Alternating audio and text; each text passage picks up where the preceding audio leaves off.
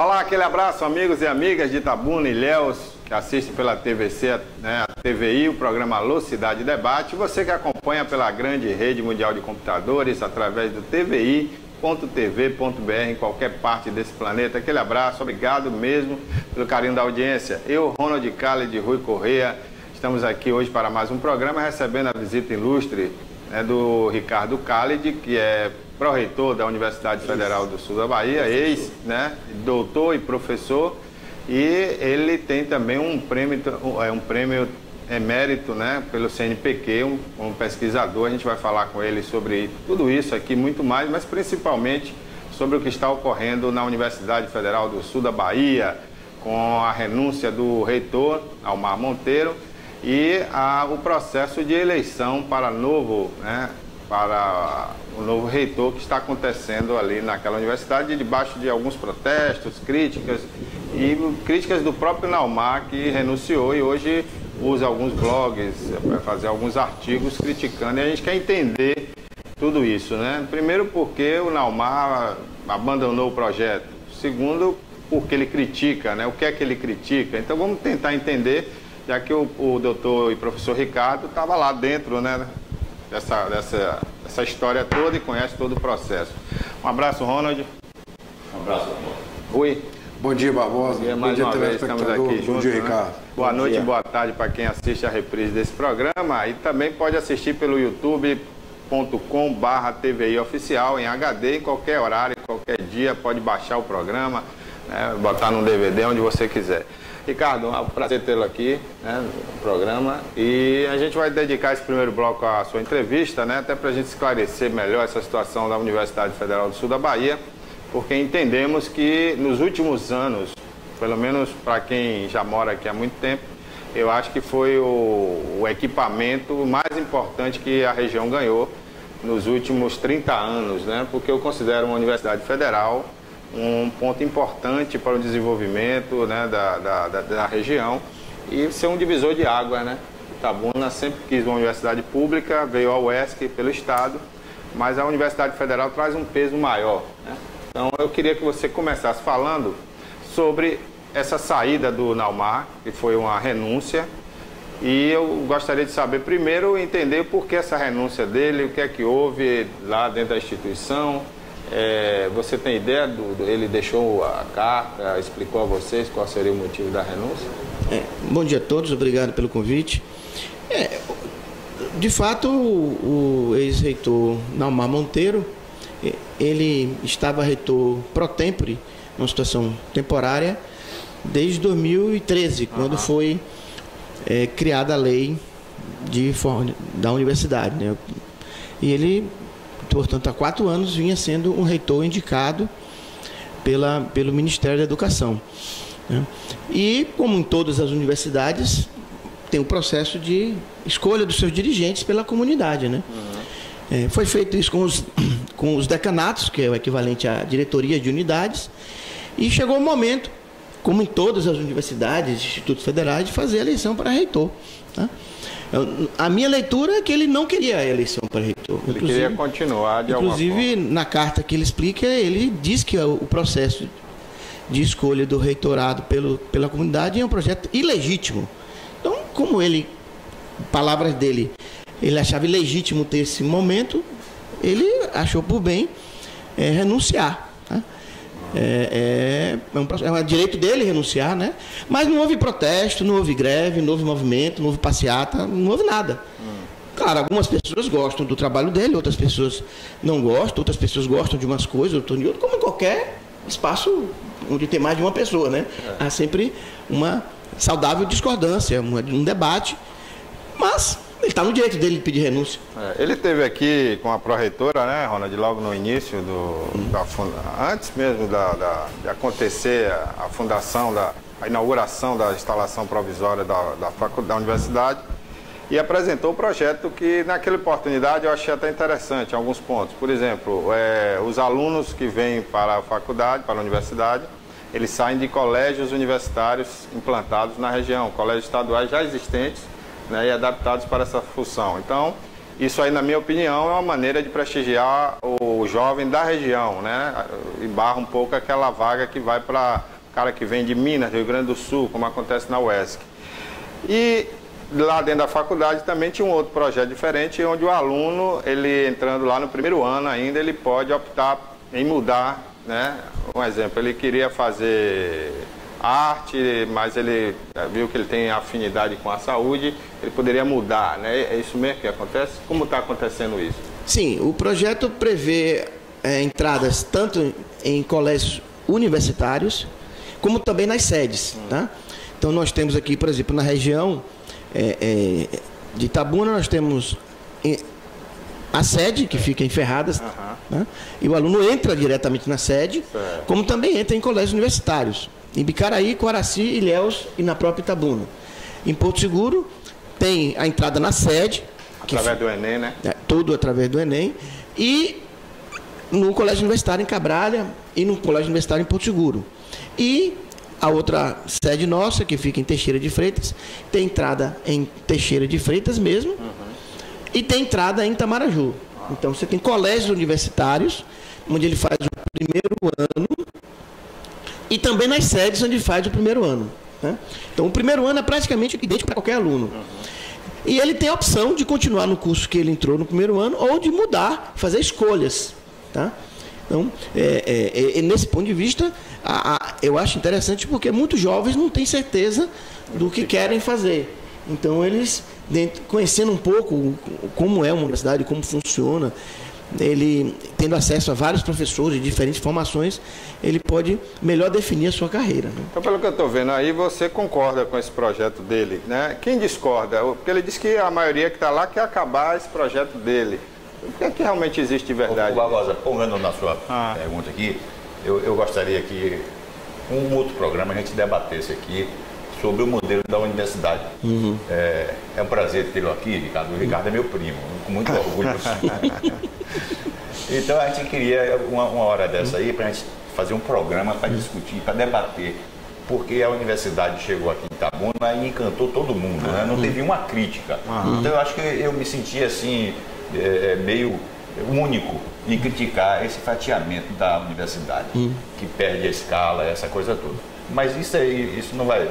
Isso é outra oportunidade. O que eu queria de você é o seguinte, o reitor disse que houve uma conspiração para tirá-lo da universidade, né? Então, eu queria ler aqui, eu li uma entrevista dele, acho que você também leu, ele disse que são 3 grupos que tem lá. Tem um conjunto de docentes que participaram da gestão, o conjunto participou da gestão, não convergiu e começou a atuar contra. É meio confuso aqui. O segundo grupo é outros que vieram para a instituição sabendo o que era o projeto e começou a agir contra. E o terceiro grupo veio de dentro da gestão e por uma série de relações familiares e de origem fecha uma posição gerencial que é atender os insatisfeitos. Eu não entendi nada, mas em que grupo você, como conspirador, em que grupo você foi incluído? Em nenhum grupo, repare. Uma universidade, assim como qualquer instituição, igreja, prefeitura, até numa empresa, existem pontos de vista diferentes. E esses pontos de vista diferentes, é importante que haja esse diálogo, esse discurso. Sobretudo no espaço de uma universidade. Sobretudo na universidade. Então, ninguém é contra a universidade. Agora, existem pessoas que acham que o modelo precisa de uma mudança mais radical. Existem pessoas que acham que o modelo está perfeito, que são poucas pessoas. Existem pessoas que acham que o modelo precisa de ajustes. Eu me enquadraria neste grupo, certo? Houve uma proposta inicial e, como toda proposta inicial, ela necessita de aprimoramentos. Ajustes, né? A gente faz isso na nossa casa, a gente faz isso no trabalho. Então, acontece que ele era pró-reitor, ele indicava todo o conselho universitário, e na medida em que ele via uma opinião discordante, ele afastava essas pessoas. Então, eu era pró-reitor, ele me afastou, direito dele. Ele indicou um decano, o decano começou a criticar que algumas coisas estavam erradas, eu também concordo, ele afastou. Então, eles foram afastando várias pessoas que procuravam aprimorar o modelo. E ficou ele isolado. E por quê? Na postura dele, quem não concorda com ele é contra a universidade. Esse discurso aí. Não existe nada disso. Tem pessoas que vieram para cá e são contra, por exemplo, o esquema de primeiro e segundo ciclo. Tem, mas é uma minoria. A maioria das pessoas que eu converso, eles gostam desse modelo primeiro e segundo ciclo. Tem pessoas que são contra o colégio universitário? Eu não conheço nenhuma. Nenhuma pessoa é contra a proposta de você colocar unidades em pequenas cidades, como você mesmo disse, Barbosa, para poder acolher o aluno da região. Tá? Então, o modelo precisa de ajustes. Mas daí dizer que tem contra a universidade, não existe isso. Professor, Isso é só um detalhe para entender. E outra, dizer que tem conspiração familiar, também não. O que acontece é que o professor vem para cá, ele é casado, aí a esposa faz o concurso, passa no concurso. Aí vai dizer que isso é nepotismo?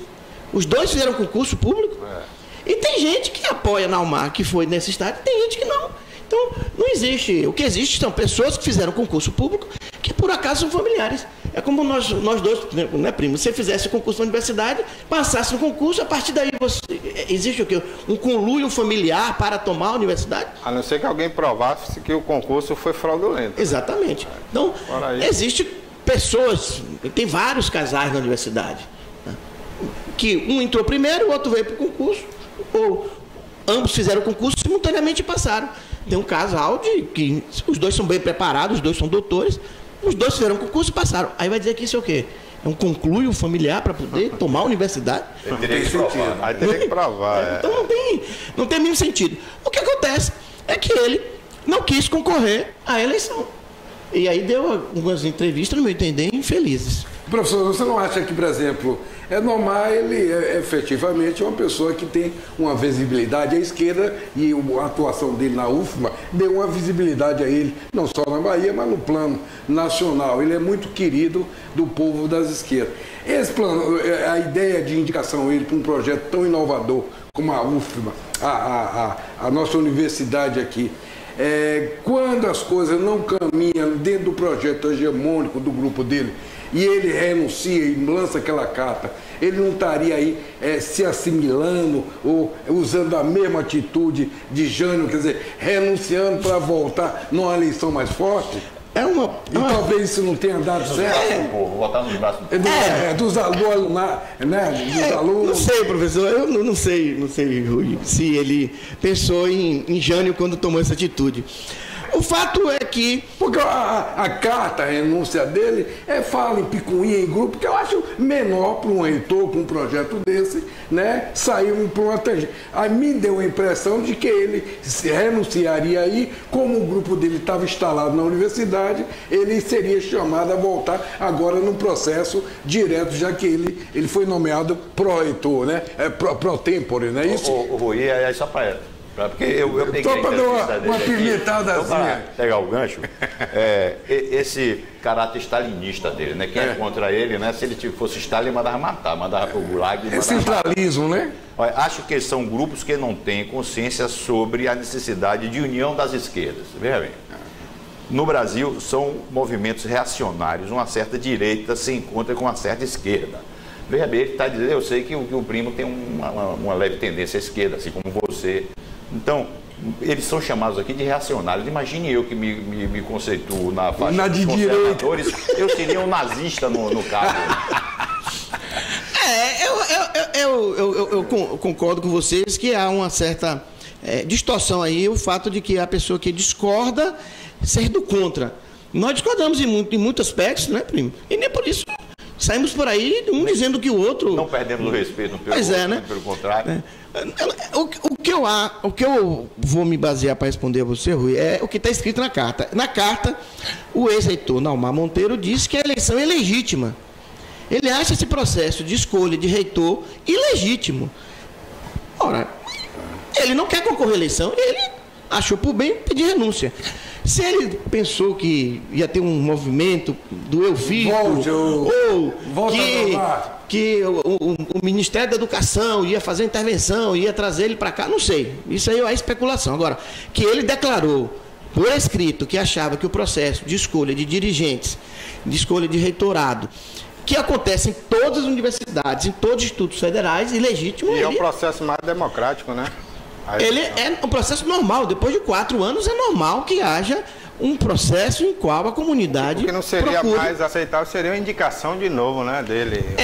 Agora, de fato, a lei diz o seguinte: a universidade indica 3 nomes e sempre uma lista tríplice. Uma lista tríplice e o ministro escolhe um. Até hoje, com raras exceções, escolheu sempre o primeiro da lista, o mais votado. Né? Ele não quis participar desse processo. Direito dele. Né? Eu não concordo em dizer que é legítimo, porque é um processo que participou a comunidade estudantil, participou a comunidade do corpo docente, participou a comunidade dos servidores técnicos administrativos e participou a chamado colégio, o Conselho Estratégico Social, que tem representantes de empresários, de prefeituras, de índios, de quilombolas, de agricultores familiares. É um conselho que tem uns amplo. E eles participaram do processo, avaliaram como ia ser feita essa escolha. Então, houve, além da comunidade interna, toda uma consulta à sociedade através do Conselho Estratégico Social. Né? Isso tudo que está no Estatuto, que recentemente foi aprovado pelo MEC. A gente mandou o Estatuto em 2014, cumprimos o prazo, e o MEC demorou um pouco para aprovar. Aprovou agora o Estatuto. Então, foi tudo seguido conforme os trâmites naturais, normais de discussão.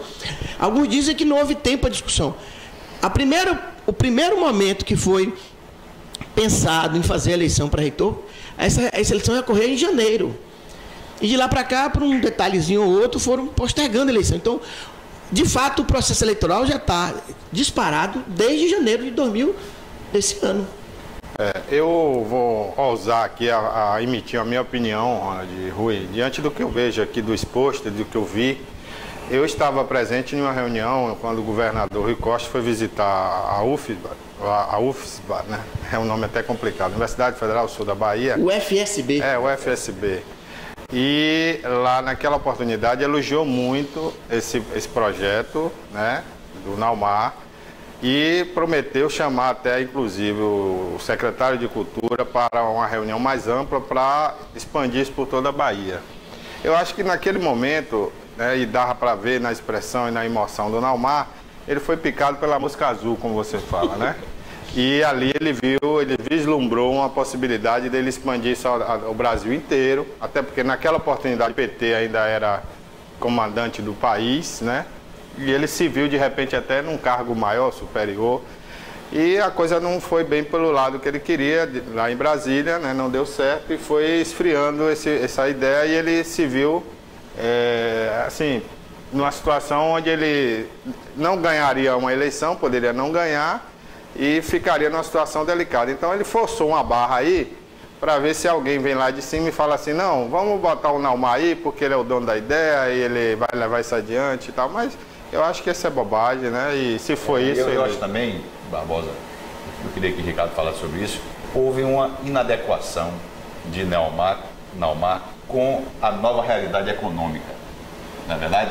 Porque ele começou numa época em que o PT não existia crise, tinha, eu acho que até você pode até dizer a diferença de orçamentos que tem de lá para cá. Vamos fazer o seguinte, Ronald, porque a gente já estourou esse tempo, vamos fazer mais um bloco então com ele, né? Vamos fazer um intervalo comercial e a gente volta para mais um bloco aqui com a presença do Dr. Ricardo. Olá, amigos e amigas, estamos de volta, mais um bloco aqui do Alô Cidade Debate. Hoje estamos recebendo a visita aqui do doutor, professor Ricardo Khalid, né, ex-pró-reitor da Universidade Federal Sul da Bahia. Está esclarecendo alguns pontos aqui para a gente. O Ronald deixou uma pergunta no último bloco sobre a questão do orçamento da Universidade Federal. É isso, Ronald? Essa inadequação do reitor, do antigo reitor, de se adaptar, né, a incapacidade de se adaptar aos novos tempos. Quer dizer, ele não soube trabalhar com acocho financeiro. Então, eu gostaria que você dissesse alguma coisa sobre isso. O projeto da universidade, ele previa uma execução orçamentária e previa a contratação de servidores num certo ritmo. Né? Em 2015, nós já estávamos no início da crise econômica, ainda no governo de Dilma, da presidenta Dilma, houve uma redução do orçamento da universidade. A universidade recebia, em 2014, 16 mil per capita, 16 mil reais por pessoa que atuava na universidade, entre estudantes, professores e servidores. Em 2015, 2015 isso já caiu para 12 mil per capita. Né? Ou seja, aumentou o número de pessoas e não aumentou o volume de recursos. E precisa, né? Porque é mais gente, é mais sala, é mais energia, é mais água, é mais manutenção, é mais segurança, etc. Isso ainda no governo da presidenta Dilma. Quando houve o golpe, que alguns chamam de impeachment, mas eu chamo de golpe, e assumiu o presidente Temer, continuou a queda. Em 2016, o investimento per capita já foi 12 mil. Então saímos de 2014, 16 para 12 em 2015 e para 8 em 2016. Então foi a metade em 2016. Só que esse quadro já era claro em 2015. Inclusive em 2015 já tinha um decreto também baixado pela presidenta Dilma dizendo que não haveria mais contratação naquele ano, 2015. Não haveria mais concurso público em todas as áreas do governo. Por quê? A arrecadação estava em queda, o PIB estava em queda, e a inflação não estava diminuindo.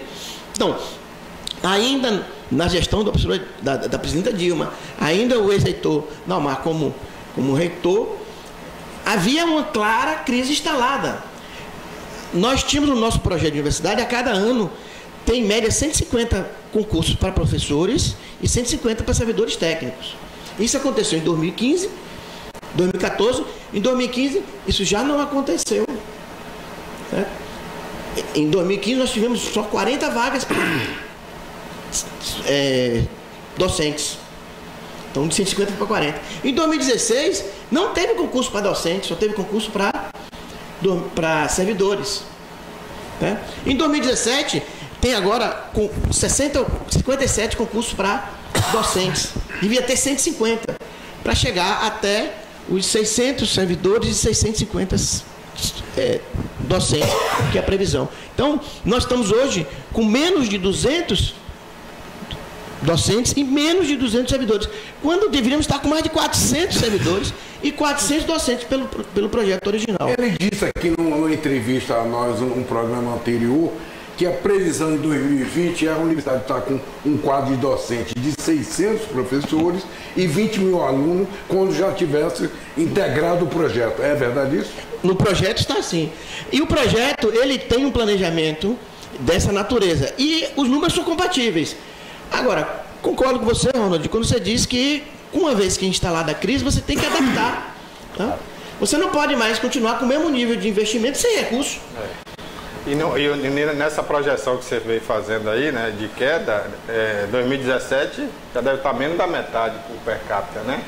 E aí não tem como entrar mais gente. Como é que entra sem dinheiro? Se mantiver o orçamento de 2016, você consegue ainda manter o número de estudantes que está aí. Tá? As contas mostram que você consegue. O que você não consegue é fazer uma ampliação do acesso. Porque você começa a não ter recursos para montar mais salas, para manutenção, etc. A universidade tem um ciclo de 3 anos, que é o chamado primeiro ciclo. Então, em 2017, termina o primeiro ciclo. E aí nós entramos, digamos assim, saindo alunos, entrando alunos, aí você equilibra o número de alunos. Nesses valores per capita, você fala, está incluso aí os valores de imobilizado, construção, essas coisas? Tá. O que não está incluso aí é salário. Entendi. Tá? Se você pegar o orçamento geral da universidade, e isso as pessoas que divulgam a informação têm que divulgar de forma separada, porque o salário do servidor, o salário do professor não é gestão na universidade. É direto no MEC. Exatamente. No orçamento do MEC. O que está sobre a tutela da universidade é o investimento em custeio e capital. Perfeito. Então, isso que eu estou falando é só o custeio capital. Entendi agora. Então, o orçamento geral aumentou o orçamento geral. Sim, porque aumentou o número de funcionários.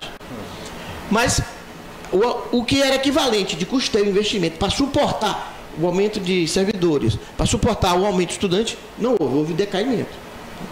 Então, esse planejamento nós fizemos, eu e outros professores.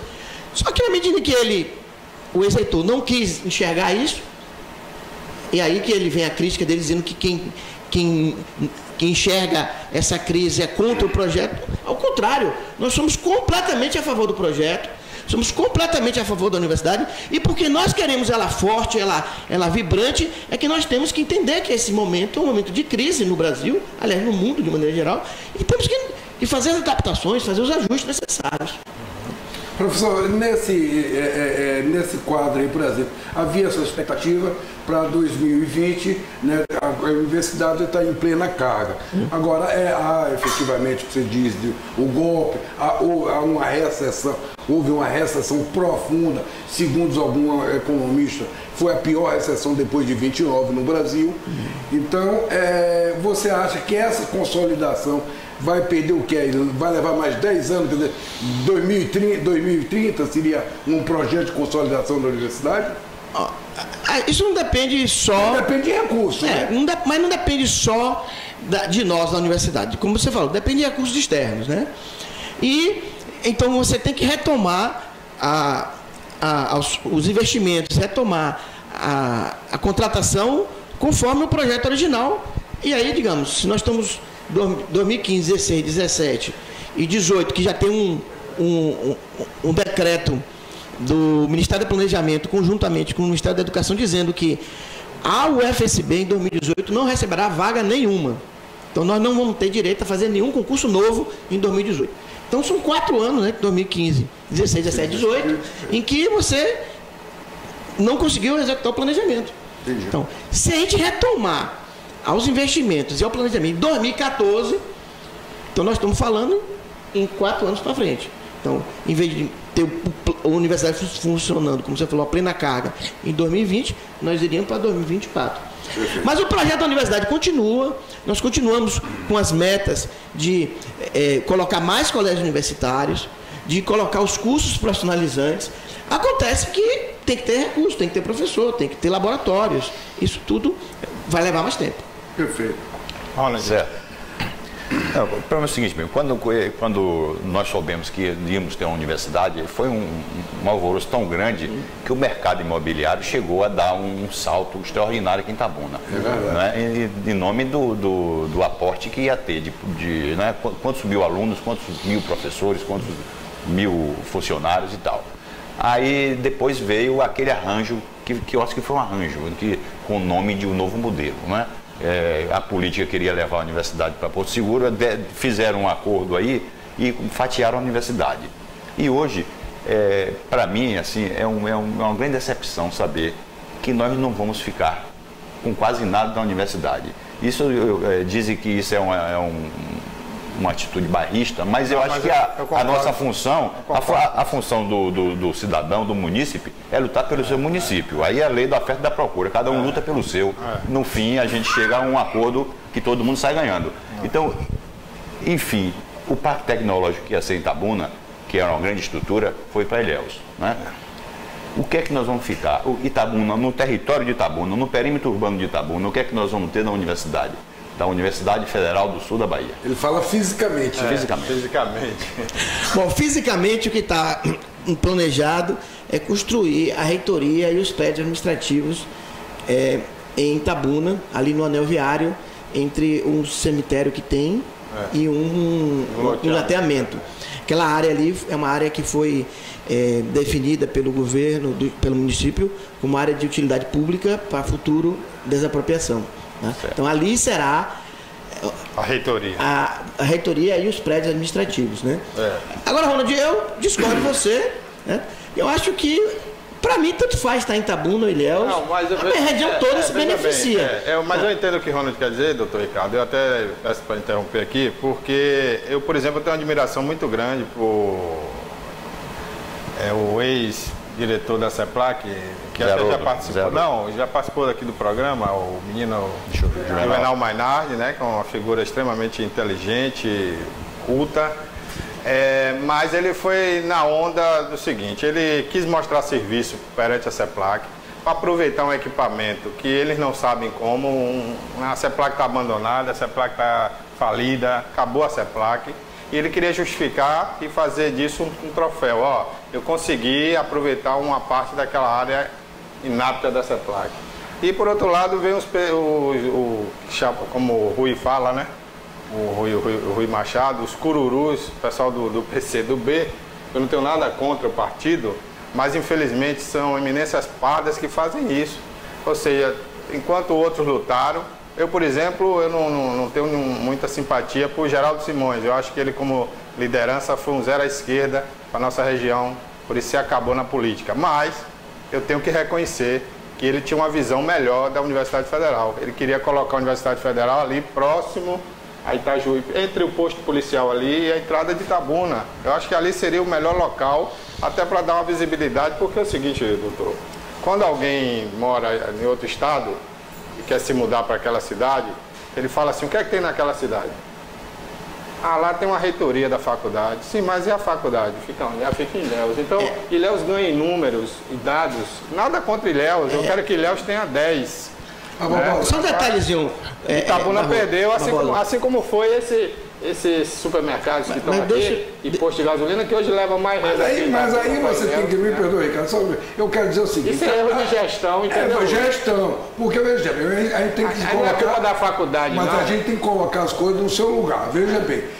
Eu acho que a questão com relação à localização da universidade, se tem que culpar alguém, é o gestor de Itabuna na época, porque teve todas as fatias, teve oferta, eu me lembro que teve um conjunto de empresários que oferecia a área de graça. Evidentemente, porque você tem uma área onde vai ter uma universidade, o seu entorno vai crescer, vai valorizar, e aquilo que você deu para a universidade não vai significar nada. Mas não fizeram isso, e o município podia muito bem disponibilizar no máximo 2 milhões para ter essas áreas que você fala. Mas o município fugiu disso. Aí, Juvenal, superintendente da CEPLAC, num momento ruim da CEPLAC. Então ele tentou casar, né, a universidade com a CEPLAC.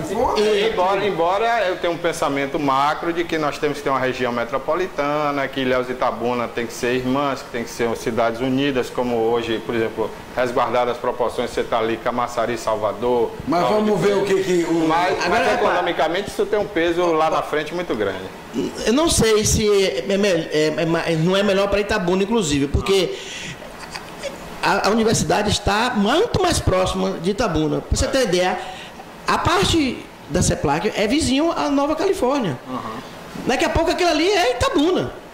Então, talvez Ilhéus fique com o ônus de ter os prédios e de ter que fazer manutenção, etc. E nós fiquemos com bônus, porque morar em Itabuna vai ser muito mais próximo de que ir para Ilhéus. Do que morar em Ilhéus.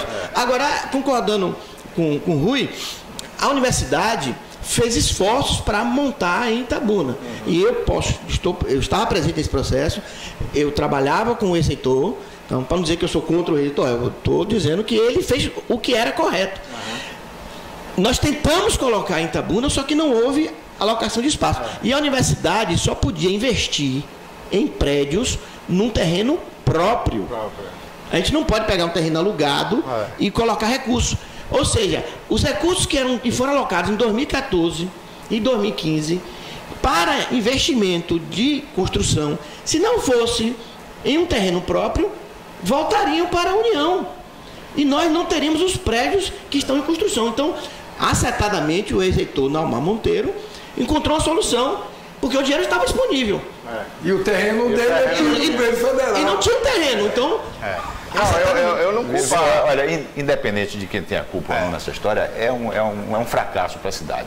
Eu digo porque aí é uma visão do urbanista, né? Eu tenho dito aqui que o maior problema de Itabuna hoje é o seu perímetro urbano, né? Que, ao contrário do que você diz, Ricardo, nós vamos virar uma cidade dormitório, né? Como são várias cidades em torno das grandes capitais. Porque tudo está convergindo pelo vetor de expansão Itabuna e Ilhéus, o que não deveria, se a gente não vai ter nunca essa área incorporada ao município, nós deveríamos aproveitar a universidade para formatar outro vetor de expansão, que seria, no caso, o Itabuna e Itajuí. Então, desde o começo, que essa era a minha preocupação, a universidade seria um elemento catalisador dessa necessidade que Itabuna tem de mudar o seu vetor de expansão para Ilhéus, que é horrível, todos os grandes investimentos agora é no vetor de expansão Itabuna e Ilhéus. Todos Eu eles. concordo com você. É a questão de você distribuir melhor isso. Eu me lembro, inclusive, porque o Normar teve uma reunião com o pessoal da Fazenda Cruzeiro do Sul ali. Aquela fazenda ali tem uma área de 150 hectares e na época que foi essas conversas tiveram, eu estou dizendo porque eu sou advogado do pessoal da Fazenda. Então eles estariam ali, foi oferecido ali pelo 1,5 milhão. A gente sabe hoje, porque os dois Eu últimos estava presente nessa reunião. Pois é. os dois últimos prefeitos devem ser jogados na lata do lixo. É isso que eu ia falar. Eu acho que é o melhor. Que era o vetor que você fala. Então, eu estava presente nessa reunião do Cruzeiro do Sul, aí novamente, o ex-reitor, ele, corretamente, ele nunca ia para essas reuniões sozinho. Ele sempre chamava outras pessoas para poder deixar claro como era transparente o processo de escolha da fixação Da área. Então, eu estava presente e outros professores, a vice-reitora está presente. Né? E estivemos lá no almoço, no Cruzeiro do Sul, um almoço muito gostoso. Uma galinha caipira muito gostosa. E houve essa oferta, um terreno muito bom, um terreno adequado. Contudo, precisava de fato de outros apoios para a gente fixar ali. Não houve. Onde é que houve a receptividade? Do lado, que era um terreno federal. Tá? A CEPLAC é terreno federal. E tem uma coisa, e segundo informações, que eu não tenho, aquele limite ali lá na Califórnia era Ilhéus, a gente conseguiu no governo de Balbo chegar para lá, mas eu tenho informações que parte do terreno ainda está no município de Ilhéus. Quer dizer, mesmo esse terreno que a gente acha que é de Itabuna, ainda parte ainda está no terreno de Ilhéus. É assim, ó, a CEPLAC, onde a gente tem 40 hectares, que foi transferido para a universidade. Aí tem uma área intermediária, que é município de Ilhéus, que também foi decretada área de utilidade pública. E a outra parte, que é Itabuna. Então, grosso modo, é 40, 30 hectares. Então, são 30 hectares dentro... A reitoria vai ficar nos 30 hectares de Itabuna. A reitoria e o Parque Olímpico. Administrativo. Ou seja, em termos de ganho físico, a montanha paria um rato para Itabuna. Mas Ronald... Eu estou entendendo só. Mas você entende também a minha renda vai preocupação. circular em Itabuna, porque as pessoas vão morar em Itabuna. Não é cidade dormitório, não. Ali é vizinho, ali já é município. Ali já passa ônibus urbano. Os professores, para mim, no seu loja, todo mundo vai embora. A maioria... Não, mas aí eu concordo com o Ronald. Doutor, eu queria lhe agradecer muito a sua presença aqui. Eu acho que poderia voltar outras vezes. Inclusive, eu lhe convido para um debate particular aqui, entre primos, viu?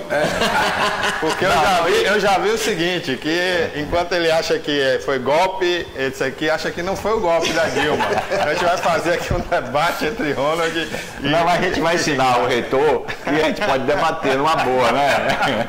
Ao ex-reitor, a gente pode debater numa boa sem precisar cortar cabeças. Esclarecedor, inclusive. Obrigado. Obrigado, estou à disposição, foi muito bom também. Então, sempre que vocês precisarem de conversas, eu acho que a gente tem que conversar mais sobre educação, conversar mais sobre pesquisa, a gente conversa pouco sobre pesquisa. E eu acho que a Universidade Federal tem que ter o papel da Universidade Federal no nosso município, enquanto universidade, ao contrário do que a UESC nesses últimos anos nunca fez. Eu acho que precisa participar mais com a comunidade, interagir mais na cidade, né? Nós estamos interagindo. Então, a universidade, ela continua funcionando, os cursos continuam funcionando, os cursos de graduação, pós-graduação, as pesquisas, a extensão, a interação com a comunidade, isso tudo está correndo normalmente. Ótimo. Gostaríamos de ter mais, mas infelizmente, devido à conjuntura econômica, como eu falei, aos cortes de contratação, aos cortes sanitários, nos limitou nessa capacidade de interagir mais ainda com a sociedade. Mas estou à disposição, sempre que vocês quiserem conversar, eu estou Pronto, então já vou deixar assim de público, né, a gente conversar aqui para futuramente a gente fazer um programa aqui especificamente sobre a questão da educação na nossa região e trazer à baila aqui a Universidade Federal. Vamos deixar passar esse processo de eleição aí. Só uma aviso, 6 e 7 de novembro, segunda e terça-feira próxima, então toda a comunidade... Só assim, a última perguntinha, assim, se você puder responder, você tem uma preferência da chapa? Eu tenho uma preferência. Mas não pode... Não pode falar, não? Não, posso falar que não tem nenhum problema. Não é crime, né? Não é crime. Eu votarei na chapa de Joana e Mesquita.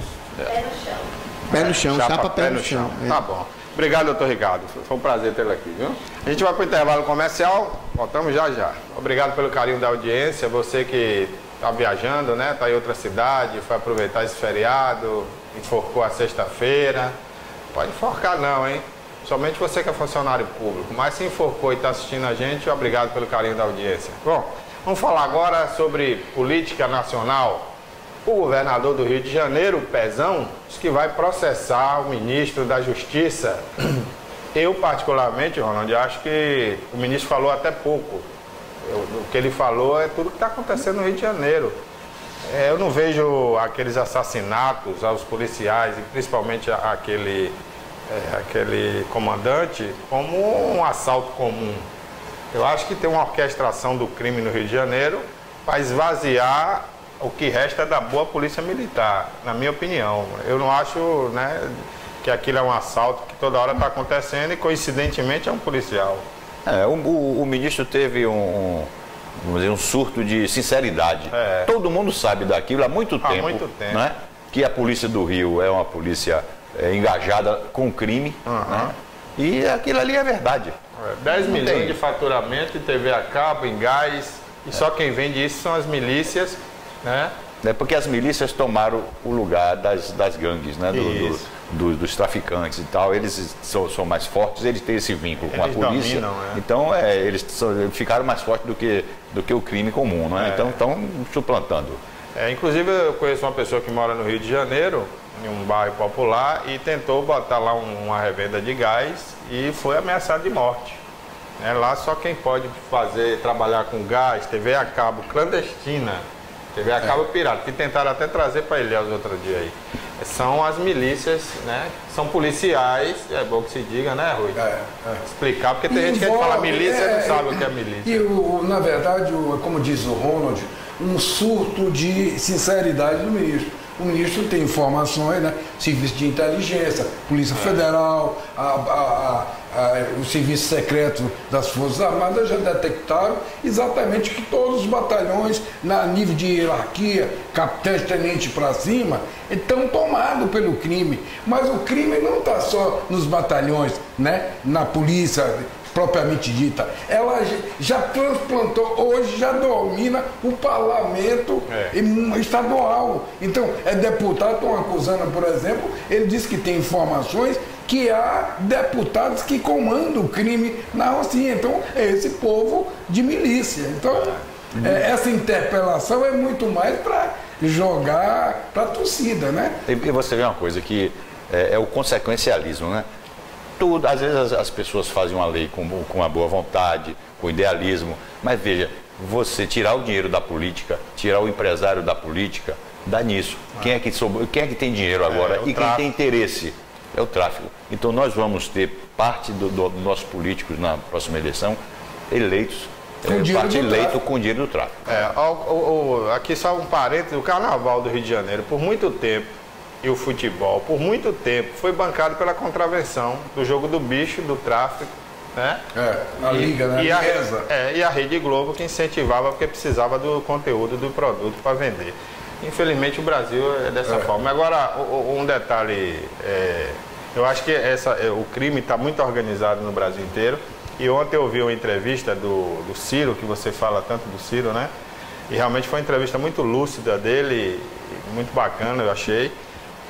Numa rádio de Salvador, lá no programa de Mário Kertz, e ele disse o seguinte, que um cearense que está preso em Rondônia, num presídio federal, foi preso no Rio de Janeiro, né, que atuava lá, está em Rondônia, comanda de lá de Rondônia o crime no Rio de Janeiro e no Brasil todo. E outro dia, como represária lá no Ceará, porque tiraram as torres de telefone celular próximo ao presídio, esse bandido orquestrou com os demais lá, e num dia só queimaram 9 ônibus, atiraram em todos os postos policiais dos bairros.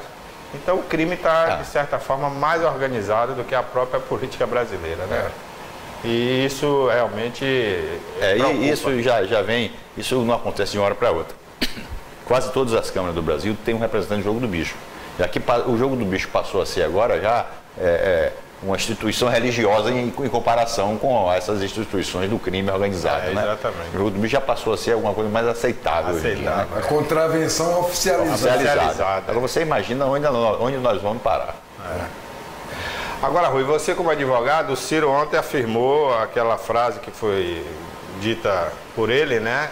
mas de um contexto diferente. Eu queria que você dissesse se é possível isso. Ele disse o seguinte, que quando ele falou que se fosse abordado pela Polícia Federal na casa dele, ele recebia a bala, ele quis dizer que num contexto de um homem inocente, né, que não deve nada à justiça, se fosse abordado pela polícia, poderia reagir à bala.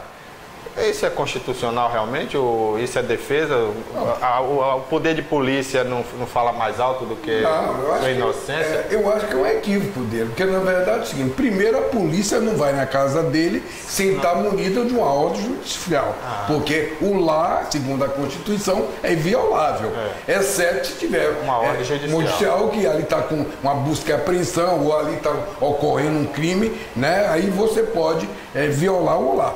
Mas, nesse caso, ele não pode receber a bala, né? Isso aí eu acho que é figura de retórica. Eu, particularmente, acho... É jogando para a torcida. Dá uma de Bolsonaro, né? Tá dando certo. Eu, particularmente, acho o Ciro um boque roto ontem mesmo. Porque Ciro faz política não falando das qualidades que ele até tem, tá certo? Mas ele faz política xingando, acusando, sem prova. E Ciro... Né? Ciro, do seu ponto de vista jurídico, é um homem que tem mais de 15 a 20 processos por acusações morais. Né? Ele foi alimentando esse lado dele, porque ele não começou assim, né? Ele foi alimentando esse lado dele truculento e um pouco demagógico também. Você vê que ele tem muito conhecimento de economia e tudo, mas ele agora dá uma guinada para a esquerda, que ele agora é um nacional desenvolvimentista. Né? Isso quer dizer o quê? É a política da Dilma, que foi nacionalista e desenvolvimentista. Então, hoje está diferente. O candidato tem que explicar. Se for contra o equilíbrio fiscal, né? Porque o equilíbrio fiscal eu acho que é uma condição necessária para todos os candidatos de esquerda e de direita. Se ele for contra, ele tem que explicar o que é que ele vai fazer. Para não cair, ele não explica, ele não está explicando isso. Ele está dizendo que tudo isso é uma balela, que não adianta nada disso. Ele tem que explicar. Se ele fizer investimentos como o Dilma fez, onde é que ele vai buscar os recursos e como ele vai controlar a macroeconomia, né? Os indicadores macroeconômicos. Vamos fazer um intervalo, a gente volta no próximo bloco para a gente concluir o programa de hoje. A gente volta já. Estamos de volta a mais um bloco do programa Alô Cidade Debate. Obrigado para você que nos assiste, que nos dá o prazer da sua audiência. Olha, nós estamos também no site tvi.tv.br e se você perder o programa, não conseguiu assistir no horário, você está trabalhando, você pode ir a partir do sábado, né, do domingo, no youtube.com/TVI Oficial. Lá você vai assistir o programa na versão HD, hein? Você pode também baixar o programa se quiser fazer o download. Bom, vamos falar agora sobre as pesquisas aí para a próxima eleição, que é no ano que vem, eleição para a presidência da República. E governador. Mas a que realmente está preocupando a todos os brasileiros, por causa desse imbróglio aí, né? De sempre a gente ter uma interrupção no governo entre o vice. Tirando aí o Fernando Henrique Cardoso, os demais governos, todos tivemos intervenções, né, com impeachment e tal. Então, isso preocupa mais. Mas as pesquisas, Ronald Rui, a presidente, se quiser falar também sobre o governador, tem alguma pesquisa recente? Não. Só a presidente tem mesmo. Fofoca. Tem muita fofoca. Tem muita fofoca. O Lula continua liderando as pesquisas, se as eleições fossem hoje, não é isso? E o Bolsonaro vem em segundo lugar, né? Tudo indica aí um segundo turno entre os dois. Entre os dois. Eu acho que vai mudar muita coisa daqui para lá. Não é? Tem muita água ainda. Muita água pra rolar. Mas eu acho o seguinte, que se Lula for o candidato, a direita vai ter que arranjar alguém fora desse circuito, né, político atual. Né? Ele tem que ter um personagem limpo, alguém que possa dizer assim, você é ladrão e eu não sou. Dentre esses daí não tem ninguém que faça esse papel. É por isso que o empresariado, se você quiser saber a temperatura política, olhe para o empresariado paulista, né? Ele é que dá as cartas. Então por isso é que ele foi em um dado momento para o lado de Dória, porque Dória poderia dizer isso, eu sou honesto e você é ladrão. E agora vamos dizer, o fracasso de Dória, né, da movimentação dele, que não deu certo, estão indo para o lado do Luciano Huck. Né? Então eles vão ficar procurando aí uma pessoa que encaixa aí nessa figura, alguém que possa ter a credibilidade da nação, dos empresários, que possa dizer isso na televisão. Você é ladrão e eu não sou. É verdade, boa análise. Eu acho que é por aí mesmo. Exatamente. Mas eu ainda eu jogo muito com essa tese que eu tenho, né, repetido, reiteradas vezes aqui, no sentido de que a política depende muito da economia, certo? Então, se lá para a massa a economia ela continuar como está, consertando, melhorando os empregos, aí já recuperou 1 milhão de empregos, né? Então, o dólar está aí na casa de R$3. Vê o Natal aí, a inflação é menos de 3%, juro, taxa Selic a 7%, dólar controlado. Então, em março, se tiver as mesmas condições, né, ou melhor ainda do que já estão nesse sentido, eu acho que Meirelles pode ser também. Então vamos juntar nossas duas teorias que são válidas. Então, alguém que possa dizer que não é ladrão e alguém também que possa colar nessa recuperação econômica. Exatamente. Bom, aí, exatamente. Dois perfis. Eu concordo com vocês. Agora, realmente o brasileiro vai ficar ainda naquela, né, recordando da última eleição em que tinha um debate da Dilma e do Aécio, que o Aécio criticava tudo da Dilma e dizia que era o honesto e batia no peito e falava isso aí também. E hoje foi a grande decepção, né, para muita gente. O candidato que ficou em segundo lugar por uma diferença ínfima, se colocarmos isso a nível de Brasil, né? Não chegou a 3 milhões de votos. A diferença. Então, e isso também isso vai pesar. Mostra a diferença do eleitorado da esquerda e da direita, né? O eleitorado da esquerda ele não muda de opinião em relação aos maus feitos dos seus líderes, né? Porque isso é uma característica hoje que está a Revolução Russa está fazendo 100 anos, né? Que mudou a face do planeta, dividiu o mundo em duas partes, né? Então, o eleitorado da esquerda tem essa característica, né? Ela perdoa tudo em nome da revolução, em nome do futuro, né? Todo mundo pode fazer o que quiser. E isso está bem provado aí. Lula nunca perdeu esses 35%. Ele pode não passar disso, né? Porque tem esse problema também da rejeição dele, que é muito grande. Ronald, rapidinho aqui, que estamos já no final, né? Até para a gente dar um pouquinho de risada também, mas se você for lembrar, e for um pouquinho antes da história, isso não começou nem em Lula. Eu me lembro que os petistas idolatravam e idolatram até hoje Che Guevara e Fidel Castro. E qual é o motivo dessa idolatria? Se esses dois invadiram um país, torturaram pessoas, mataram pessoas em nome de uma democracia, não, de uma ditadura permanente. Barbosa, tem uma história, assim, tem um casinho, não é um caso, é um exemplo. Eu sou de direita, se eu encontrar alguém com a suástica nazista, eu vou chamar de idiota, né? Mas se alguém encontrar com a foice e martelo de Stalin, que foi o maior criminoso, matou 20 milhões de compatriotas, ele é um herói. Quer dizer, aquele cara que torce que se identifica com Stalin, ele é respeitado nos meios da esquerda. E alguém que se identifica com Hitler, por exemplo, merece ser preso. Né? E ninguém dá valor a ele, todo mundo vai repudiá-lo. Né? Então essa diferença que... eu sei, Rui, que você vem da esquerda, para você é um pouco caro ouvir essas coisas, né? Eu me lembro, Rui, que há uns anos atrás, o pessoal da esquerda olhava para você e dizia assim: você vota na direita, mas rapaz, você é um cara inteligente, você é um cara formado. E hoje eu vejo o contrário. Até me permita aqui, a gente viu há pouco seu primo aqui, doutor, um homem de cultura, um homem bem esclarecido. Ele falou aqui: eu não acho que foi golpe, eu sou contra ter tirado a Dilma e tal. Então, eu acho que hoje não é independente de cultura, independente de se o cara é do norte ou do nordeste ou do sul, né? É questão mesmo de ideologia que chega à divindade, como disse o... quem foi que disse isso recentemente agora?